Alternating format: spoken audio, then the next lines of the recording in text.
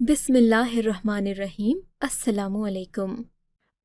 آج تو میں اپنے سامنے کھڑے وسیم کو پہچان نہیں پا رہا تھا، کیونکہ وسیم عرف وکی ہمارے محلے کا سب سے چال باز اور شاطر لڑکا تھا۔ بہت سارے لوگوں کو اس نے دھوکہ دیا تھا۔ 6 مہینے پہلے ایک جرم کی سزا میں وکی کا جیل جانا ہوا، مگر آج جب وہ جیل سے نکلا تو بہت بدلا ہوا لگ رہا تھا۔ اسے دیکھ کر مجھے یقین نہیں آیا کہ یہ وہی وکی ہے جو بہت شوخ اور چنچل سا ہوا کرتا تھا۔ ایک لڑکی کے ساتھ زیادتی کے الزام میں اسے جیل جانا پڑا تھا۔ 6 مہینے بعد خدا جانے کیسے ضمانت پہ رہا ہو گیا۔ جب وہ گھر آیا تو ہم اسے دیکھ کر پہچان نہیں سکے تھے۔ سچ پوچھیں تو وسیم کا چہرہ اور بھی زیادہ وحشت زدہ ہو گیا تھا۔ اسے دیکھ کر ڈر لگتا تھا۔ میں نے جب اسے اتنے عرصے بعد اپنے سامنے دیکھا تو میرا اس سے بات کرنے کو بھی جی نہیں چاہا، مگر وہ جیسے مجھ سے بات کرنے کو بے چین تھا۔ وسیم کے اوپر جس لڑکی کی زیادتی کا الزام لگا تھا وہ بہت ہی معصوم اور پڑھی لکھی تھی، کالج جاتی تھی اور فرسٹ ایئر کی طلبہ تھی۔ ظاہر ہے اس سب میں قصور تو وسیم ہی کا تھا۔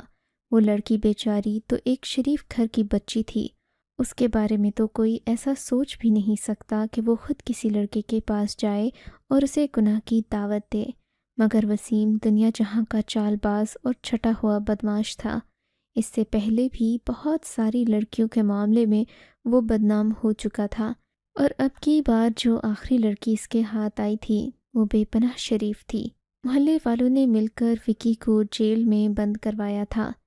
ہمارے محلے والے اکثر گنتے تھے کہ وکی تقریباً 100 لڑکیوں کے ساتھ ایسی ہی برائی کر چکا ہے، اور ایسے لڑکے کو انسان جیل نہیں سیدھا آسمان پر پہنچا دے۔ تو محلے کے کافی سارے لوگ تھے جو کہ وسیم کو لے کر بہت غصے میں رہتے تھے۔ وسیم کے بارے میں کوئی بھی سیدھی بات نہیں کرتا تھا۔ سچ پوچھیں تو وسیم واقعی میں ایک بہت بدکار انسان تھا۔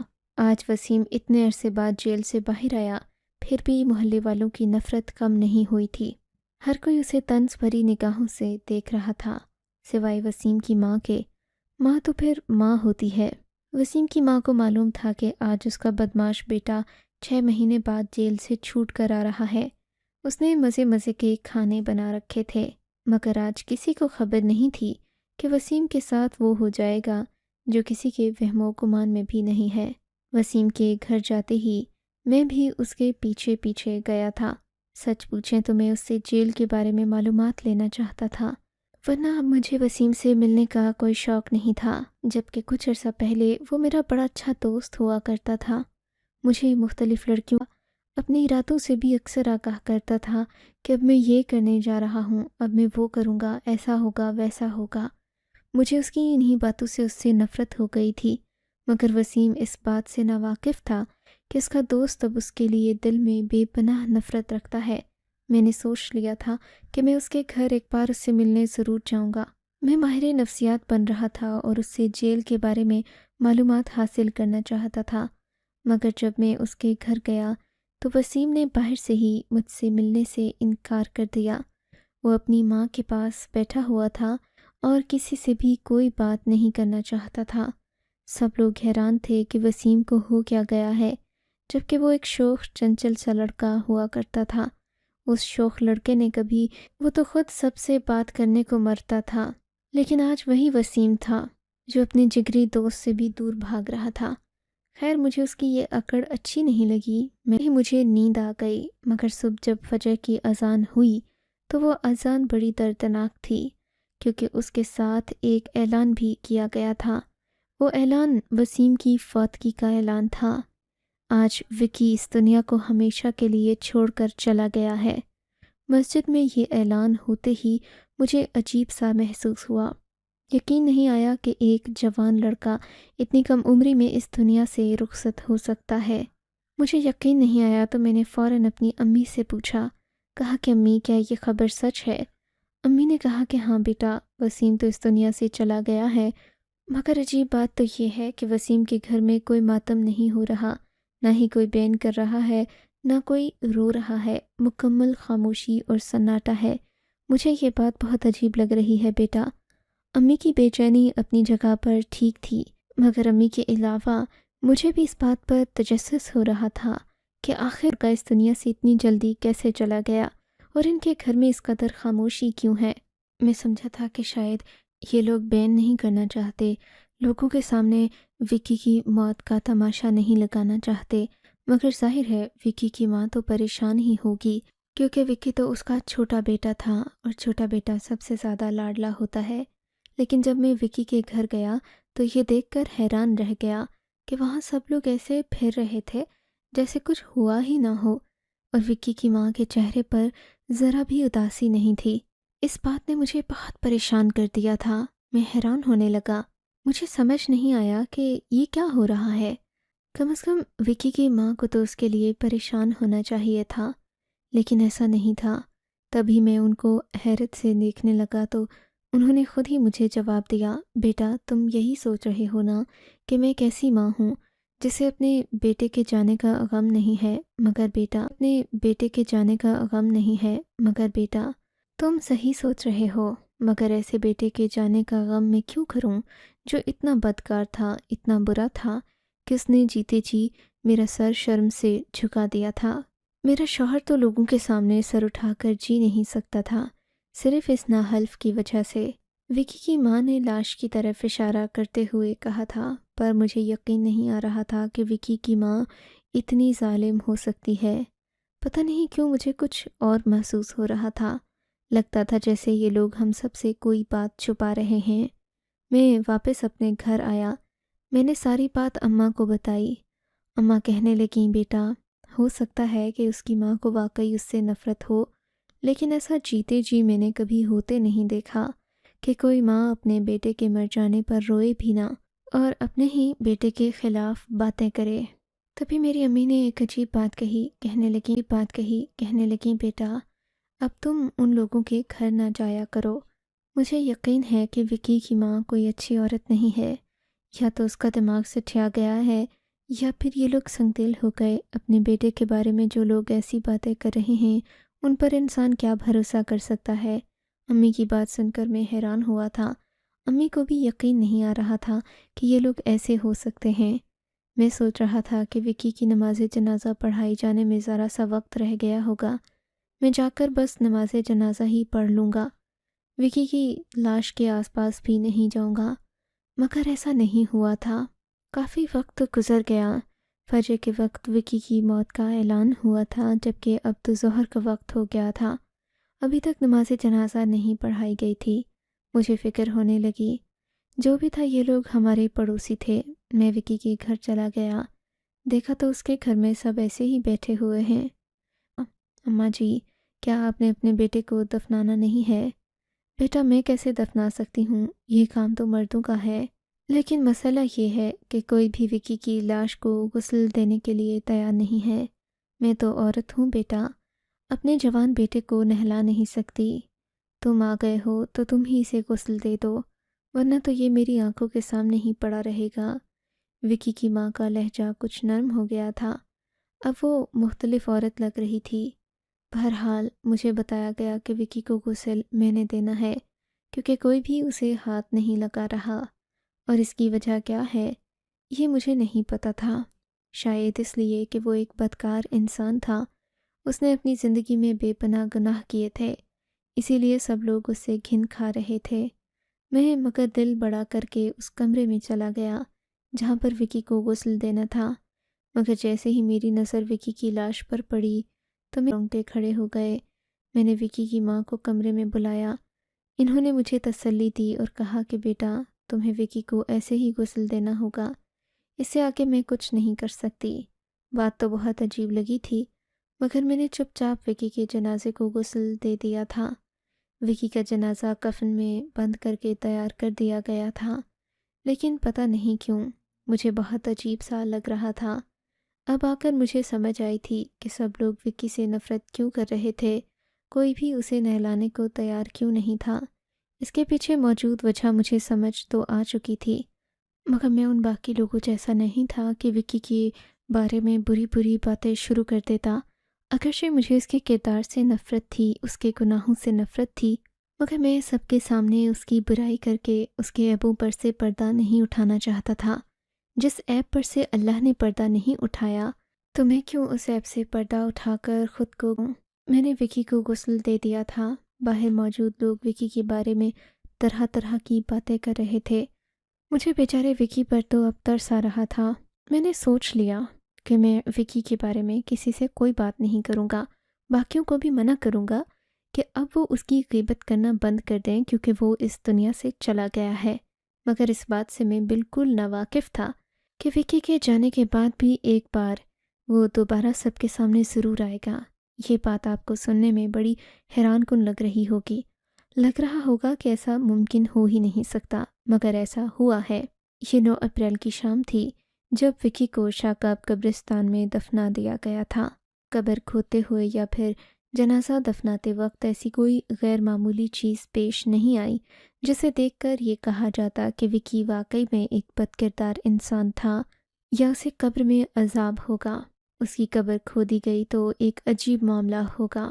اس کی قبر کھودی گئی تو ایک عجیب معاملہ ہوا تھا۔ قبر کافی ٹھنڈی معلوم ہو رہی تھی، حالانکہ گنہگار لوگوں کے ساتھ ایسے معاملات نہیں ہوتے۔ ان کی قبریں یا تو کھودتے وقت ہی گرم ہو جاتی ہیں یا قبر سے سانپ نکل آتے ہیں، مگر ایسا نہیں ہوا تھا۔ وکی کے معاملے میں جب ہم نے قبر کھودی تو قبر نہایت خوشبودار اور ٹھنڈی لگ رہی تھی۔ ایسا ہم سب نے بھی محسوس کیا تھا۔ مٹی میں سے عرق گلاب کی خوشبو آ رہی تھی، مگر کوئی بولا نہیں کیونکہ سبھی کو اس بات پر مکمل یقین تھا کہ وکی ایک بد کردار اور بے حیا انسان تھا۔ جیسے جیسے جنازے کو دفنانے کا وقت قریب آیا تھا ویسے ویسے قبر کی خوشبو میں بھی اضافہ ہوتا جا رہا تھا۔ یہ بات کوئی بھی سمجھ نہیں پایا تھا سوائے 2-4 لوگوں کے جو اشاروں میں مجھے بھی اس جانب توجہ دلانے کی کوشش کر رہے تھے کہ دیکھو یہ قبر کتنی مختلف ہے، یہ قبر کسی زانی کی نہیں ہو سکتی۔ یہ بات وکی کو دفنانے کے بعد امام مسجد نے بھی مجھ سے کہی تھی اور یہ بھی کہہ رہے تھے کہ میں یہاں آ کر فاتحہ خوانی لازمی کیا کروں گا۔ ایسے لوگ بہت عرصے بعد پیدا ہوتے ہیں۔ امام مسجد کی یہ بات سن کر میں ہکا بکا رہ گیا تھا۔ ایسے لوفر لفنگے لڑکے ہر گلی محلے میں پائے جاتے ہیں، مگر امام صاحب کہہ رہے تھے کہ ایسے لڑکے سالوں بعد ہی پیدا ہوتے ہیں۔ یہ اللہ کا بہت نیک بندہ تھا۔ امام صاحب کی یہ باتیں سن کر مجھے وہ سٹھائے ہوئے لگے۔ مجھے بھی ایسا لگنے لگا کہ جیسے وہ وکی کی قبر سے اٹھتی خوشبو سے دھوکہ کھا گئے ہیں، اور جیسے ان کو بھی لگ رہا ہے کہ وکی کی قبر سے آتی خوشبو اس کی پاک دامنی کی گواہی تھی، جبکہ ایسا نہیں تھا۔ انسان کی قبر سے بعض اوقات بلا وجہ بھی خوشبو آ سکے، بلا وجہ بھی قبر ٹھنڈی ہو سکتی ہے، مگر ہمارے لوگ تو وہمی ہیں۔ میں نے تو یہی سوچا تھا، مگر ابھی ہم سب کا حیران ہونا باقی تھا۔ 11 اپریل کی رات تھی، تقریباً 8 بجے تھے۔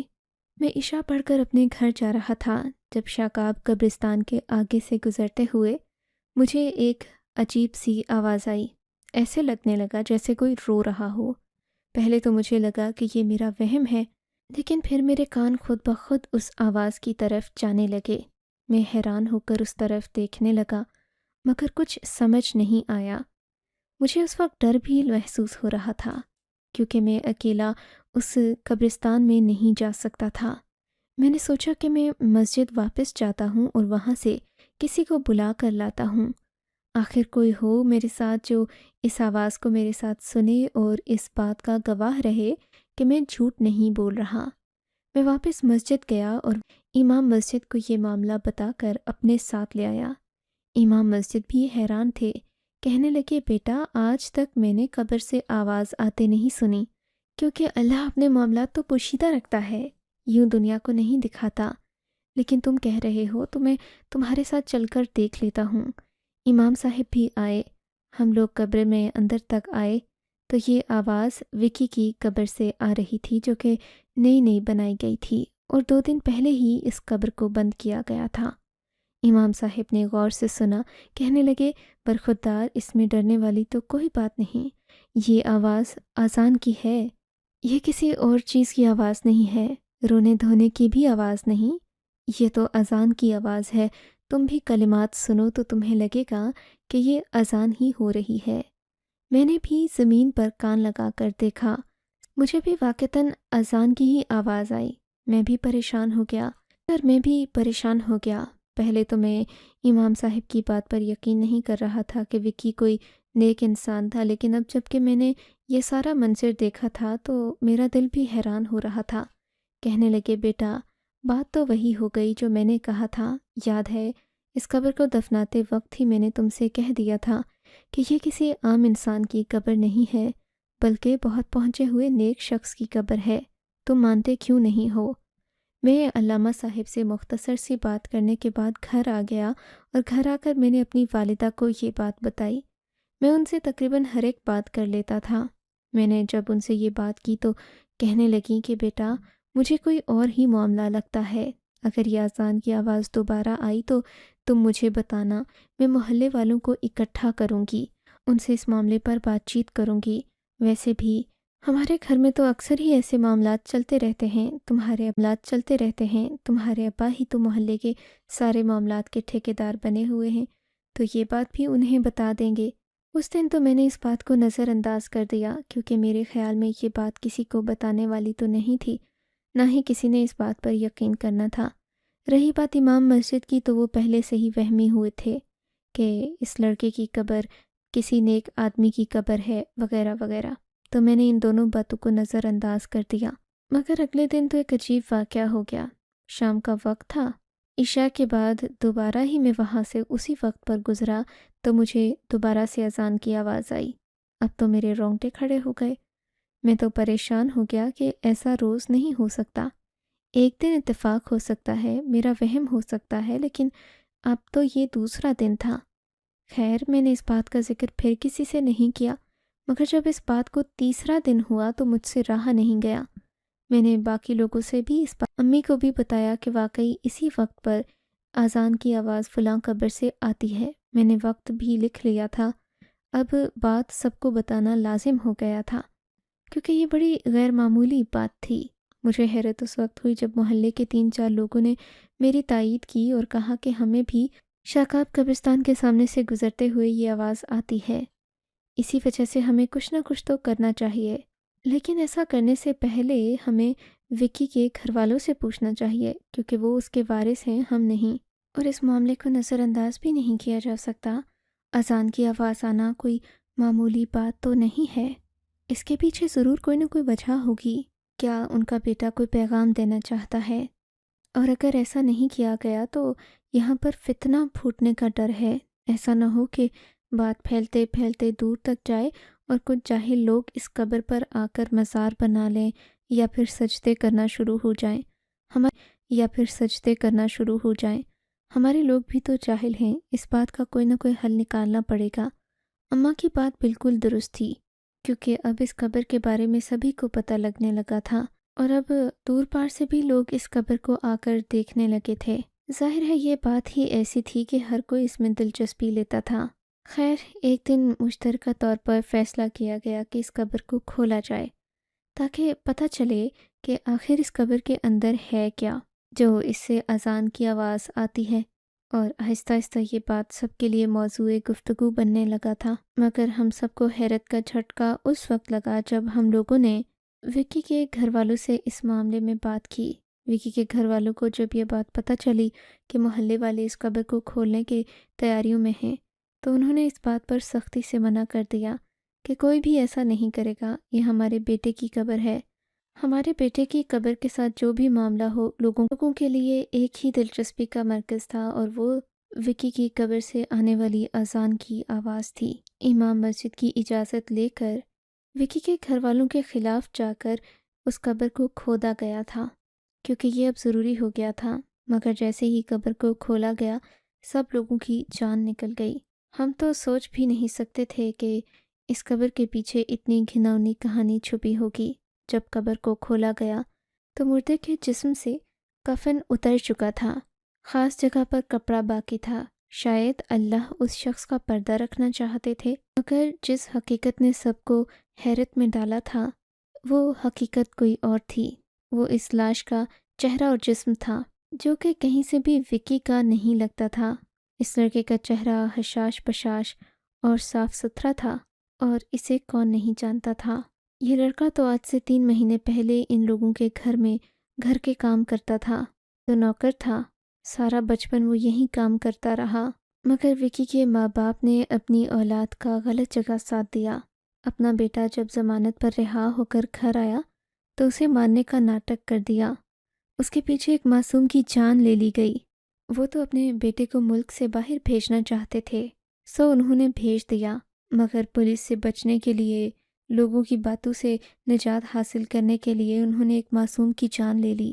سچ کہتے ہیں، ظلم کبھی چھپ نہیں سکتا، اور کیس کے معاملے میں بھی یہی ہوا تھا۔ کیس معصوم تھا، ان لوگوں نے اس کی دھوکے سے جان لی تھی، مگر اللہ تو دیکھ رہا تھا۔ اللہ تو جاننے والا ہے، حکمت والا ہے۔ اللہ نے کیسے سب لوگوں کی توجہ اس قبر کی طرف لائی، یہ واقعی میں ایک معجزہ تھا۔ بے شک اللہ انصاف کرنے والا ہے۔ آپ کو اگر یہ کہانی اچھی لگی ہے تو اس ویڈیو کو لائک کیجیے، اور اس طرح کی مزید کہانیاں سننے کے لیے ہمارے چینل کو ضرور سبسکرائب کیجیے۔